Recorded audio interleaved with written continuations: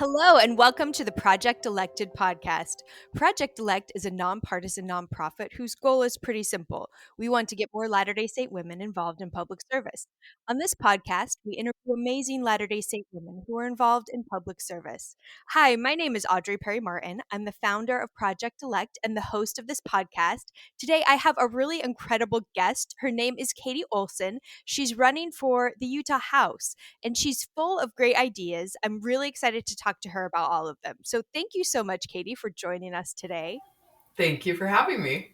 I've been wanting to meet you for a long time, so I'm thrilled to finally actually see you, not in person, but almost.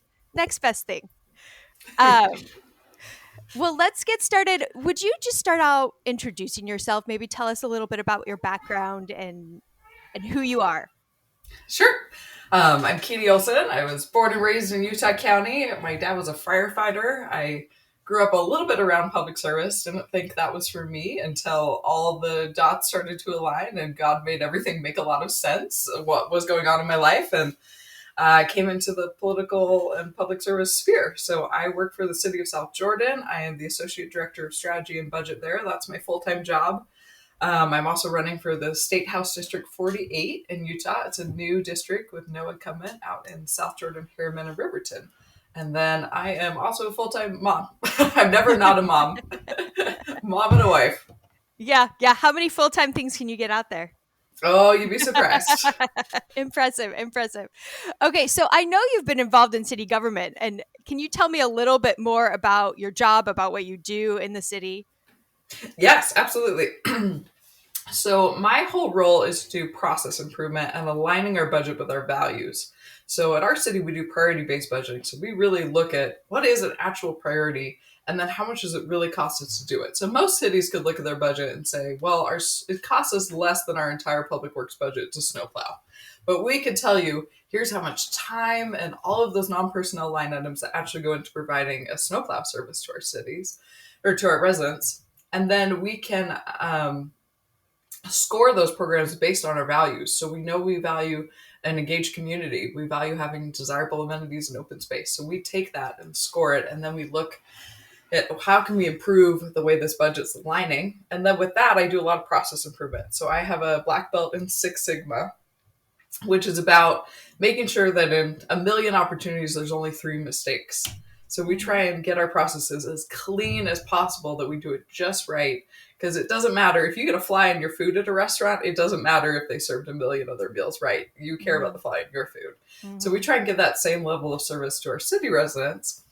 So we're looking at processes. I just spent time the other day with our field prep. So getting a ball field ready to play on. What are all the steps it takes and how can we improve it? And with that, it's trying to run lean, trying to eliminate any types of waste so people aren't waiting around, so we're not disrespecting either our taxpayers or just humanity in general, right? We don't want to waste anybody's time. We want to give a really excellent level of service. So that's my role. That's what I do. Prior to that, I worked on our Community Development Block Grant, which is a federal fund that benefits low to moderate income residents. So I used to also spend a lot of time in that sphere of how can we actually help people who are struggling at a lower income level to help them get into good housing, make sure they have access to service. Along with that, we did some domestic violence prevention types of support as well. Okay. So the way you describe your job, it sounds kind of incredible to have that in a city. Do most cities have this? Is this something that's unique to you guys? I think we're the first city to really start it up in Utah. It's a lot more common out in Denver, and some other larger cities often will have those types of departments. Uh-huh. But for a city of our size, it's new. Okay. Some places, they've got 4 to 5 people in an innovation department that do that. But we're pretty new. We have a team of 3. And it is really just all about that commitment and realizing this is the future and the way to really save money, especially in a world where we keep getting asked to do more with less. It's harder to recruit people because everybody's in a tech industry job. So we find it to be, it's a lot of prevention, right? Yeah. And that's the best cure. Yeah. That's amazing. I love it. I would love to talk to you about this for hours because it's fascinating. I mean, it seems like it has the potential to do a lot of good in government and help things run more smoothly and be Oh, it's very super fun. proactive about what you're doing and what you're deciding to do instead of I mean I've worked in politics for a long time, so I see so much of the other side of it where it's not things are not run very efficiently and it's kind of fly by the seat of your pants style. So this is fascinating to me. Yeah, and I um get to be an internal consultant, so I play in everybody's backyard. So I'm out with that's awesome. fire, I'm out with public works, some days I'm in finance. That's That's the best part awesome. of my job. I feel like we could go down a lot of rabbit holes right now, but I'll try and steer us back on topic. Okay, so you did go to back to school, right, to get a master's in public administration. Why did you decide to do that? Why public administration? Oh, there are so many stories with this that it really was like God starting to put all the stories back into a row. When I got my patriarchal blessing probably like 16, 17, and it had this weirdly specific thing about working in hospitality. And I was like, I don't know what that means. And at some point, somebody pointed out to me, like, "Oh, hotels. That's the industry of hospitality." And I was like, "I don't think that's what God wants me to do." But I kept thinking about it, and I really put a lot of work and prayer and thought into this idea of like, what is it you want me to do? What is this thing? Um, there was a point where I was going to be a social worker. At some point, I kind of gave up on that, and I was like, "Fine, I like to edit. I'm going to do a bachelor's degree in humanities. I'm going to learn how to edit." That's what I did. I was really good at it, but I always knew I was like, I don't think we found that thing, Heavenly Father. Like, what is this thing that we're supposed to be doing? At the time I was editing, I got married to my husband, Jacob, who's incredible. We had this really awful release ID activity where the men were supposed to fill out a bio about their wives, and all of them were like, my wife's dream job is to be my personal secretary. and Jacob went to do mine, and he sat and he thought about it. And he was like, Katie's dream job is to be the benevolent dictator of a small to medium sized town. And at that point, I had never thought about going into government. I really thought politics was something that other people did, and there were just smart people in the world, and at some point we'd figure it out. And I was like, what is this? This is the weirdest description of me I've ever read. But then it started to feel like, oh my gosh, I think you know my soul, and this is exactly what it is. And so the big story with going back to doing my master's in public administration was that Jacob got really sick. He'd always had bad depression, anxiety, mental health issues, which I'd always known about. It was not a surprise to me. I had worked. Our first daughter came at a very unexpected time, and I was like, okay, I'm leaving the workforce.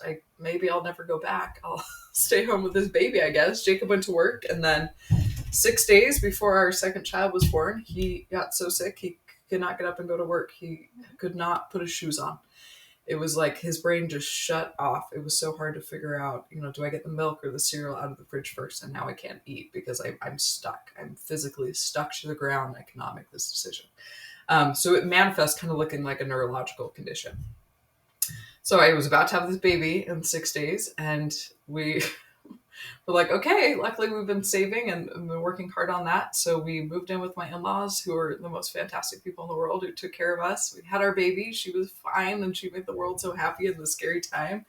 We got good treatment for my husband, but I knew, okay, I need to go back to school, and I need a job this time. I need a real solid career type of move. When I had edited before, the bio of a city manager came across my desk. And I thought, well, this is a cool job. This is like all those things you get to work on. You get to, do roads, but you also get to talk to people and do fun community events. And that was where all the pieces started to fall into place. Like, oh, my dad was a firefighter. I've always been around this kind of thing. Oh, remember that story from Jacob about being a benevolent dictator? And it just was this moment of, this is it. This is hospitality. This is making a home for people. This is what we do.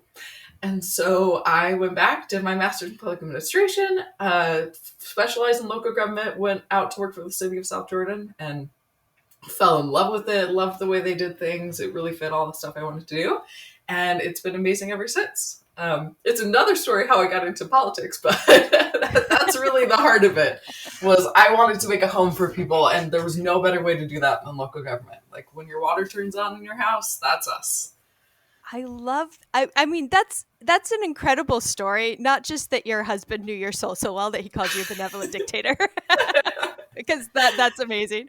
But also just how you turned a patriarchal blessing that didn't make a lot of sense to you at the time into a profession that most people wouldn't make that connection, but you were able to make it through, I'm sure, a lot of prayer and agony and, thoughtfulness. But that's really such a great story. Thank you for sharing that.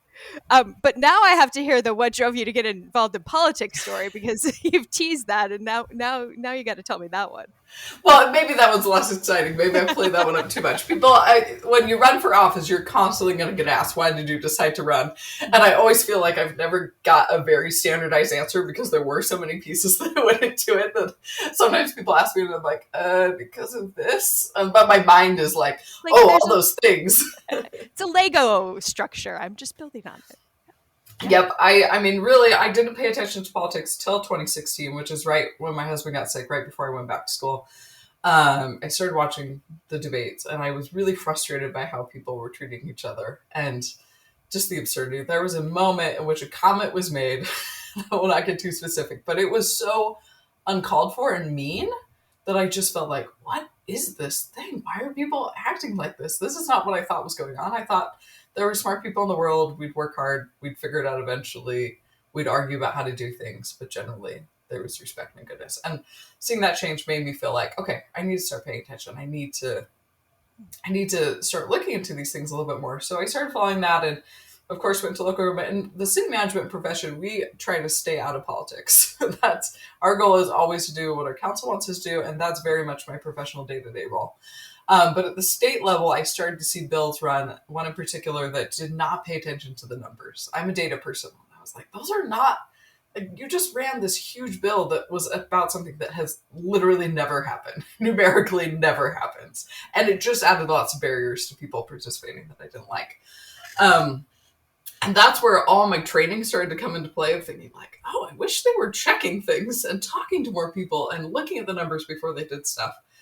And at that moment, shortly thereafter, my new district opened up right around my house. So when they redistricted, they cut my neighborhood in half, probably because of how I voted. And then there was a new district with no incumbent, and somebody tapped me to run. Another woman that I respect said, Katie, have you ever thought about doing this? And I was like, oh, I kind of thought maybe I would do that in my retirement age. Maybe in my 60s, I would get into the state legislature or something like that. But it became pretty clear, like, this is the moment. And and the thing that I keep coming back to in all this process is it's really hard to run. When my husband's health goes up and down, and I feel like, why am I running for office when sometimes my husband can't tie his own shoes? But like every time that thought comes up, God is very clear about reminding me, because there are people running the government who don't know what it's like when their husband can't tie his own shoes. And it just has felt like, okay, this is the right time. We're doing this thing. We're just going to talk to our neighbors. That's really what Jacob told me at first. Is like, we're going to do this because we like to talk to our neighbors. And this is just talking to our neighbors at a larger scale. And that's kept me going and made me feel like, okay, we're gonna stand up for good, thoughtful politics, good, moderate politics, and just talking to come to answers. What I wanted politics to be was a space of respect and working together with smart people to try and come up with good answers. I'm getting a little emotional because of your story about how, you're running because there's people in government who don't know what it's like to have their husband not be able to tie their shoe. And that just hit me so hard, because the whole purpose behind this organization, Project Elect, getting more women to run in general, is just, we need more representation of people who have different backgrounds, different experiences, different life experiences and perspectives, who can bring that to the table. And you bring that to the table, plus data analytics, which is something that I love as well. So that's a 1-2 punch right there. So Mm-hmm. I'm glad that you were inspired to run. That's amazing. And I'm sure, it's a little rare for someone of your age and gender in Utah to be running for state legislature. It doesn't happen all the time, but it's so fantastic that you're doing it. And I want to ask you how it's been, kind of being outside the norm of who is usually seen as a candidate in the state of Utah and everywhere, really. I mean, yeah. Yeah. I mean, sometimes I always hate when people are like, "You're such a super mom," because really, my husband is a full-time stay-at-home dad. I don't know that we could do it without that because he's providing so much support. He's taking care of our kids. I mean, we have an 18-month-old baby right now too, so like we really hit all the time periods. Like this is the craziest time we could have picked around. Making it work is a lot of working together as a family, and for sure, bringing your kids along is helpful and also motivating to me. Like my daughter just started kindergarten. It was a big fiasco. It was really hard to get all that scheduling and the drop off working. But in my mind, I kept thinking about how the Utah legislature had recently said, you can do full day kindergarten, but we're not going to fund it. And I was like, oh, I really would have chosen to fund that. That's a decision that could have made a really big impact in my life and helped my family. And so it's nice to have those reminders of I'm not doing this big grand thing to maybe affect things down the road, but if I can get in, I could really affect how my own family is run and how they're being taken care of. I wanted, people to be making decisions that were a little bit more like me, especially for young families, because what our needs are is just so different. And we absolutely do need more representation of that. We need more women. We need more moms. We need more people that are out there balancing their own household budget. More people that are in the day-to-day drama of I need to make dinner. I can't afford to eat out every single night. I've got to do something different. And I think running for office tends to lend itself to other types of roles that are a little bit more easier to do that and a little more easier to keep balance. But it does result in representation that is not representative. Yeah. And that's something I would like to change. Yeah. Yeah. Amazing. Okay. So what has been your favorite job or volunteer experience you've had? We've talked a little bit about some of the stuff you've done, but what really gets you excited? I mean, other than my current job, I love my current job. But prior to that, when I was at BYU, and I decided, okay, I'm going to go into humanities. I don't know what this hospitality thing is out there. But I love doing a little bit of everything. At the time, I was much more into arts, literature types of things, and I really missed math. I was like, I really miss doing math. And I landed a job for BYU's College of Physical and Mathematical Sciences. We call it CPMS. And I was on their marketing team. They decided we're going to build a marketing team to get people to realize what cool majors we have over here, what all the careers are.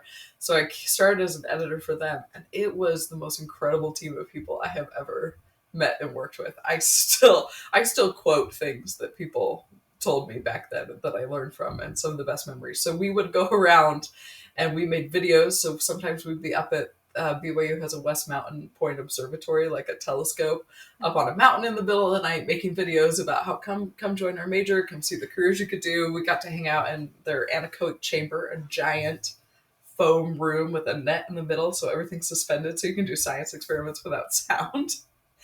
And it was just amazing to work with this really close-knit group of people who were going to turn out a really good product for a really good reason. Mm-hmm. And that I interviewed a stats professor who said he loved stats because he got to play in everyone's backyard because he would do the statistics and all these different types of research papers. And that's kind of become my thing. I was like, I want a job where I get to play in everybody's backyard. I've never had a general education class I have not used. I always tell that to people. I'm like, oh, those are so worthwhile. You should get in there because you never know when life and God are just going to pull out things and be like, you're going to need this one today. And so that was such an incredible job for me. That sounds like a lot of fun. So I want to talk too about what you think makes a good public servant. Sorry. What skills, what personality traits, what do you think makes somebody good to serve the public? In the research field, there's a thing they actually study called public service motivation. So PSM, it's an actual scientific term that people look at. And I've really found that people thrive in these types of jobs when they have that motivation, that sense of I need to work on something bigger than myself. Like I've never made it in any job where I was just supposed to make people money or, provide some type of business aspect. I really needed to feel to me like I was serving a larger purpose. And I think when you've got that sense, that's public service is right where you should land with that idea of I should I could do something to help people, because it's very centering at the end of the day. And I think it helps you keep that bigger picture, which is something you need in public service, because there are just so many things going on all the time that you've got to have that sense of grounding, I think, to really thrive and do well. And have that kind of overall understanding that what you're doing is Mm-hmm. helping. Yeah. Right. No, I think you're right. I think that's kind of an instinct that you have, and if you've got it, you've got it, and you know you've got Mm-hmm. it. Yeah. Yeah. That's interesting. It it's I wish more of our public servants seem to have that. So who inspires you politically? Who are your political role models? Who do you look to when you're looking for inspiration? This is a tough question. My first answer was Jed Bartlett, who is the president in The West Wing, like the TV show. Okay. So, not a real That's a person. good one. No, it's a good one. I mean, I'm all about modeling your life after fictional characters. That's amazing. Right, no. But then the more I started to think about that, I don't know that I have a super strong political role model, but what I have really been drawn to lately is looking for people that I disagree with sometimes, but that are willing to stand up for truth that I do agree with. Mhm. So Liz Cheney recently has become one of my favorite people. I disagree with her on lots of policy types of positions, but her willingness to stand up in these January 6 hearing committees and sort of, let go of her own political career in some ways to say, this is true, Mhm. this is not true. Mhm. I really admired that, because that's what I want to represent in politics, is being the type of person who's willing to call a spade, and who's also willing to work with people on things. I think we can argue back and forth about the best way to do things, but we do need to agree on what the basic facts are of an issue so we can move forward. I've really admired her for that. Yeah. Yeah. Which agreeing on the basic facts is a lot harder than you would think it would be It these is. days. That's true. It becomes very difficult Mm-hmm. in the world we're living in to know what the basic facts are these days. So I want to kind of transition and talk a little bit about women in faith and women running for office. We've kind of talked a little bit about representation and why it's important. But what about women in faith specifically? Do you think more of them should be encouraged to run for office, should run for office? And if so, or if not, why? I think so, absolutely. The poor women face should run for office. I think everyone should run more for office. Like, everybody needs to bring their voices together in order for democracy to work out. And I think, especially with those women, if we're losing those voices, we're losing a lot of strength and a lot of goodness that those people have to offer. And I think because women of faith do have such a strong public service motivation, those are the type of people I really want to hear from, and to have representing our community. Yeah, absolutely. So, what would you say to women who are reluctant to to enter the fray of politics? I'm sure you have some good stories about the fray that you've entered, and I mean, it's a mean world. So, what do you say? You know, when I talk to women, they're always like, "Oh, I would never do that. I would never do that. I can't. I don't have a thick enough skin." How do you respond to that? In some ways, it's as bad as they say. That's been hard for me to recognize. Like, oh, yep, there are all these games. There's all this gossip. It gets a bad name for a reason in some ways.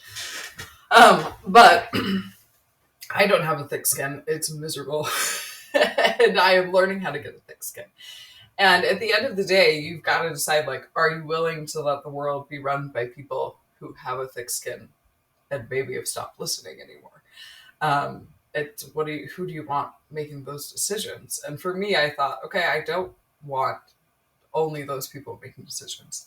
I also was talking with our police department the other day, and they were like, it's hard to find people to recruit into these positions because we feel like people are just afraid of confrontation anymore.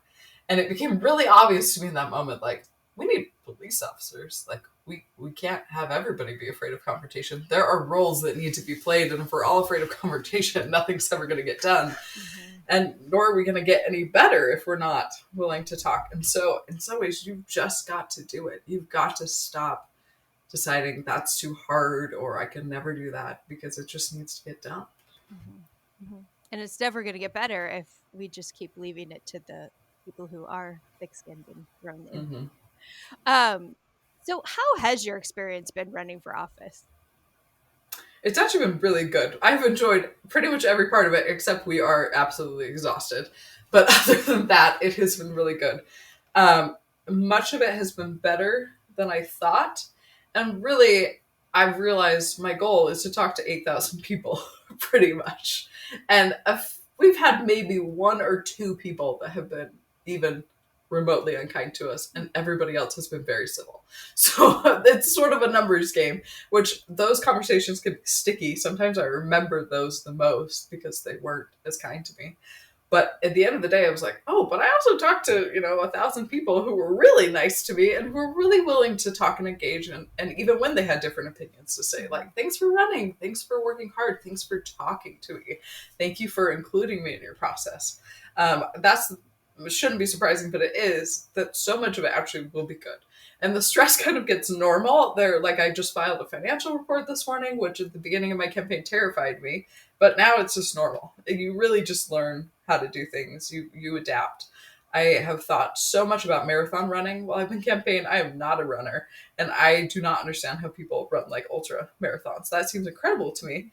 But I started to think about it like, oh, human beings are capable of way more than we think. Like you could push your body, you could do that. It's actually not impossible.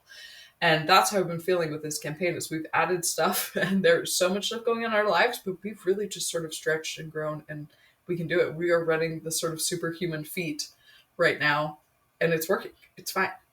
Like we're just getting there and you start to realize which balls are glass and which ones are rubber and you drop some of them and you don't drop some of them because they're really important. Like, taking care of your children, not losing your children out on the campaign trail. That one's super important all the time. Yeah. But yeah, That's you can key. do it. That's key. That's amazing. So, okay, you say you want to talk to 8,000 people. How have you gone about talking to 8,000 people? Like, how do you actually accomplish that? Yeah, and at first when I started my campaign, I was like, we might need to talk to 18,000. I think we can do that. And I've had to really realize, okay, it takes a lot of time to talk to people. We probably won't talk to all 18,000. We do a lot of door knocking and a lot of phone baking. Mm-hmm. And actually, in most political races, that is the way to win. It's just door knocking. It is talking to people. There's no magic bullet of advertising. And some larger races, of course, that's different. But for my level of race, it really is all about talking to people. Yeah. I also have a campaign manager who is a saint and has made the world run. Having that help, getting a balance there, and then just doing it. I just have to pick up the phone and I have to dial those cold calls and get it done. Yeah. And it sounds like you're doing a lot of the door knocking and calling yourself. It's not like you have a staff of hundreds who are making these phone calls. No, and I think one question I wanted to answer for sure. Well, if you want advice for people running for office, it is that volunteers will break your heart. And I wish I'd heard that recently, but I wish somebody told me at the beginning, because everybody's going to say, you're so awesome. I want to help. But most of them, almost all of them, never show up and do things. And you've got to be prepared for that a little bit. Yeah. Yeah. So what you've been holding some campaigning events that have been a little bit out of the norm. I wanted to ask you about those, how you get these ideas and maybe tell me how they go. Oh, I don't know. I just get ideas and I get excited about them. Tell me about them. We did a comedy night fundraiser back in June. And I think that came to me early on when we were first okay, we're going to do this big crazy thing. We're going to run for office. What does that look like?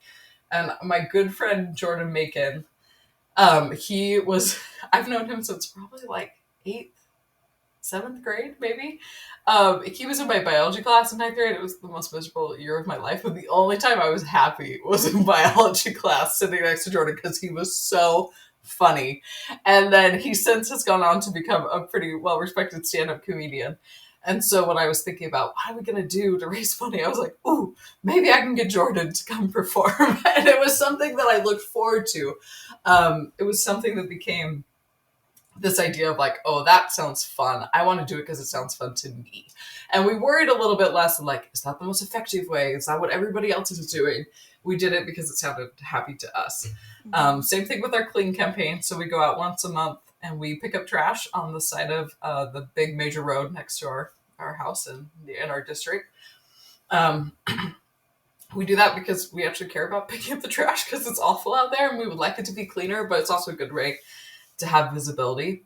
Um, Another story I will share is that my mother-in-law had this conversation I think about all the time where she had 9 kids and a younger woman was talking to her about like, I'm so stressed. What am I going to do? And my mother-in-law said, well, I started to put up pictures of the presidents of the United States in our kitchen to teach my kids about them because it sounded fun to me. So she was like, this is something fun that I can do in this really insane time of motherhood and parenting that's being difficult for her. And the other one responded with being like, oh, you're right. I just need to take more time out for myself. And my mother-in-law was like, no, that's not at all what I said.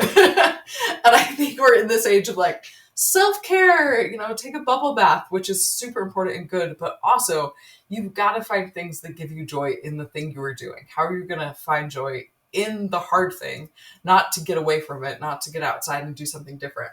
And so that's why we've done some of these events like the comedy night and the cleanup campaign, is because there's something that I like to do and it's fun. At the end of the day, running is all about what do you want? This is going to have your name literally plastered all over it. What are you going to put with that? What do you actually care about? Mm-hmm. Mm-hmm. That's such good advice, to find something you like in what you're doing as opposed to just stop doing it or power through, or I mean Mm-hmm. that's better advice. It makes life happier. Um so tell me about, we've talked a little bit about your family, and you're talking about dragging your kids around and not losing your children, super important ball not to drop. But what kind of support did you receive from your family as you're running for office? Both my parents, my brother, my all of Jacob's family, my 9 in-laws, well, 8 of them, including Jacob, they have all been very helpful and good. Lots of willingness to talk me through things. It's sometimes they might spend less time coming out and volunteering with me, but they are usually the people at the end of the day I go talk to when I'm like, I'm really worried about how I'll handle this law if it comes up, or I'm really worried about how to talk to people about these things that are important to them, but I have different opinions. Mm-hmm. It's become a very safe space to have those conversations, and I really needed a place to have those conversations. Yeah. Um, I'm not gonna lie, my children do not like to come door knocking. There's a lot of screaming about it It sounds sometimes. like they're pretty young too. So Yeah, just my oldest is 8, my okay. next is 6, and then the 18-month-old. Actually, I should lie. I lied when I said they hate it because one of them loves it. One is the baby who, when she was born, was the sweetest baby ever. She was good at waving early on, and when we decided to run for office, we were like, Maggie will like that. She'll have a great time. I think she was bored for this moment a little bit too. She's So the she does perfect a really good job. waving baby prop. That's Yeah, fantastic. she is the perfect campaign baby, and my campaign manager will tell you that too. She's just along for the ride, and she's in it to win it. She's helpful and Oh. good, but the other two don't like it. It actually has been hard on our family. It's not like everybody magically jumps up and says, "Let's go help mom." So I do have to take time apart from my family sometimes. There are times when they say, "I do not want to put on a campaign shirt," and I have to say, "You're right. You don't have to do that. We're not going to make you do that today." So you really got to strike a balance there of what you're willing to push them to do and what you're not willing to push them to do. And for a lot of that, it was fundraising so we could hire a part-time campaign manager, Mm-hmm. so we could push off a little bit of that work, Mm-hmm. which is a sacrifice. Like that's money I could have spent to to run more ads or whatever. But having that balance of time was good for our family. So it's not perfect, and your children probably will not be super excited to go Yeah. with, Yeah. and they're not going to make it rosy. Yeah. But they're still really good. My daughter wrote me a card at the beginning that says, "Mom, I hope you have a good time, but I bet you will have a hard time." Oh, Which she was like, "I hope it's good, but I know it's going to be hard." And that's we try very, to be realistic about that. very wise child right there. Um, Yes. yeah, I talked to a lot of women about this and who've run for office, and it's really a spectrum of how their kids feel about it. Because I think the younger side don't really get the vision too. I mean, right? They don't know 6 and 8, but Yeah, but they some are of still the learning to talk they to are. people. They are still Oh, learning good things. they're It might learning a take years. ton, and they're observing you, and they're seeing you do hard things. And I mean, I think all of those things are good for kids, even if they don't like it right now, right? We're always making our kids do things that are good for them that they don't like. But a lot of the women I talk to who have older kids say their kids have been really interested, involved, and happy to door Mhm. knock. So I think, it depends on on, on the ages, and I totally get that. But the balance would be hard, especially with younger kids. And I applaud you for running anyway, because that's hard, and it's a lot, and it's a sacrifice for you to do it, and you're doing it because young mothers, young families need representation, and that's Mhm. important. And I really appreciate you doing that, and being willing to make those sacrifices and teach your kids those lessons, and all of that. That's so I wanted to close. We are out of time, sadly, because I need to talk to you more. But what invitation do you have for our listeners? Do you have something to invite them to do? So I have a pretty specific ask, which is that I want you to log into my phone bank and make an actual phone call to a voter, which is a little bit self-serving of me. But also, I think people, it sounds so terrifying and scary to get involved, and you've really just got to do it. You've actually got to make that phone call and try it once, and it gets way easier. 90% of the time with phone banking, you are just leaving voicemails anyways. Yeah. And we give you a script and everything. So you can go to, let me pull up my link. It is just going to be bit.ly, like bit.ly, like that kind of standard link shortener. And then you can choose anyone. I will send you to this one. It's Harriman, capital HERRIMAN, and then calls for the number Katie. That'll take you in. You can log in. It's going to give you a name. It's going to give you some background on that person. It's going to give you a script. And you read it, make the call, write it down. It is intimidating, but you can totally do it. I've been in politics for a while before we had these online auto dial, systems, and it was such a pain. You had to actually go into the phone bank, you had to be there in person, you had these paper call sheets. And now that shows how old I am, right? But now it is super easy to just log on, and almost every candidate has it. So Mm-hmm. if one of the things we ask people to do is volunteer, that is a really good way to just volunteer for a candidate. You just go to their website, they're going to have a little button, you click it, right? And you make calls for phone banks, and it's easy, and people will hang up on you. Most people won't answer, but it's not a big deal. Yep, but I've never had somebody be unkind to me on the phone, even Really? when they have strongly different opinions. Yeah, they're usually Yeah. pretty nice, or they're not going to answer the phone. You leave a voicemail. You Mhm. can do one call, or you can do 20. You can do it from anywhere. Or you Yeah. can do it anytime before Yeah. 8:30.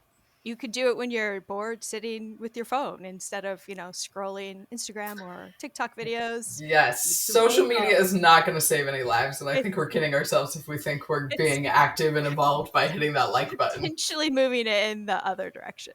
Yeah, So yeah, we'll, get we'll out there, see. do We'll something see what real. history says about social media, but okay, well, thank you, Katie, so much for joining us. I feel like I've learned a ton today. You're such a delight to talk to. I wish you the best of luck in the next little while you're campaigning. Um, Thank you all for listening to the Project Elected podcast. For free resources and materials, head over to projectelectwomen.org. We'd love for you to subscribe, rate us, give us a review on iTunes. So until next time, thank you.